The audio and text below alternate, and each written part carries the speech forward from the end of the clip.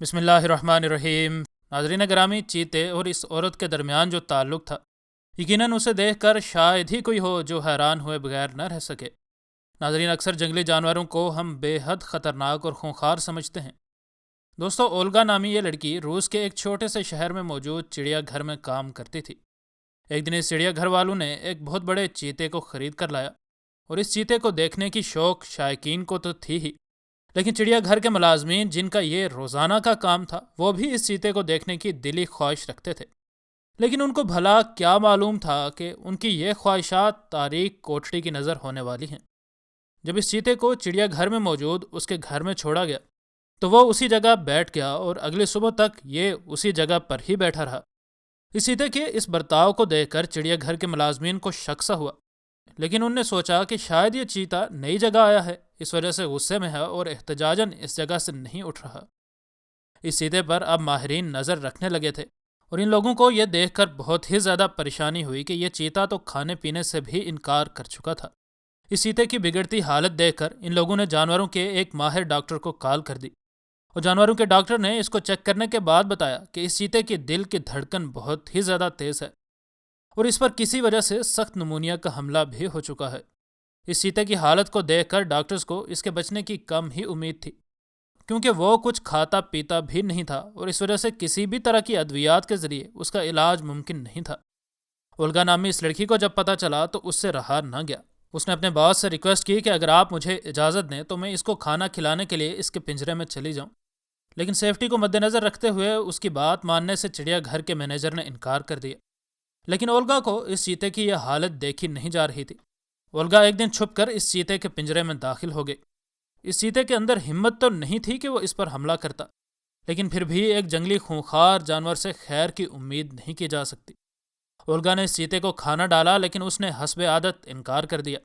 Olga کو یہ دیکھ کر بہت ہی زیادہ دکھ ہوا، اور اس نے اس چیتے کے ساتھ لاڈ کیا، اور اس نے اپنے ہاتھ میں گوشت کا ٹکڑا اٹھایا۔ اس نے جیسے ہی گوشت کا ٹکڑا اٹھایا تو یہ چیتا اس کے پاس آ گیا۔ اولگا بھی نڈر تھی اور وہ اسی جگہ کھڑی رہی۔ چیتے نے گوشت کے اس ٹکڑے کو محض چاٹا اور پھر سے زمین پر لیٹ گیا۔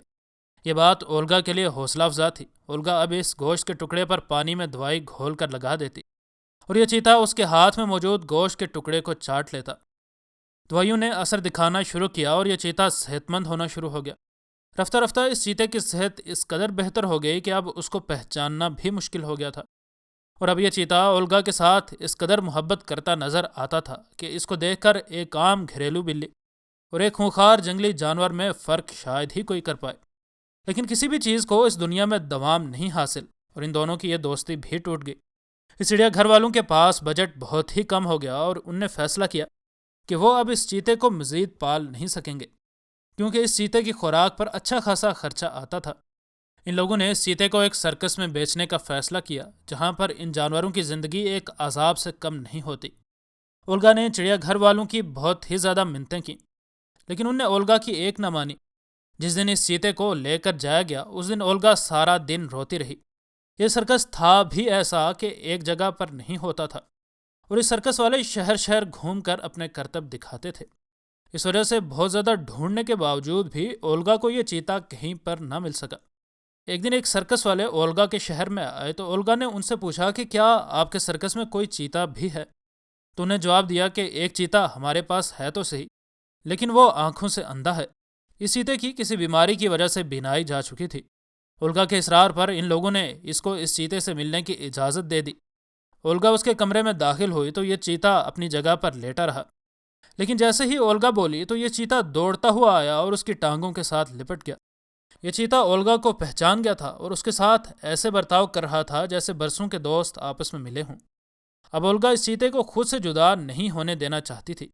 اولگا نے اس چیتے کو خریدنے کے لیے سرکس والوں سے بات کی، اور سرکس والے جو پہلے سے ہی اس اندھے جانور سے تنگ تھے ان نے اس کو بیچنے کے لیے فوراً حامی بھر دی، اور یوں یہ دونوں اب اکٹھے رہتے ہیں اور اس کہانی کا اچھا انجام ہوا۔ مزید نئی ویڈیوز کے لیے ہمارے چینل کو سبسکرائب کر لیں۔ انشاءاللہ ملتے ہیں اگلی ویڈیو میں۔ فی امان اللہ۔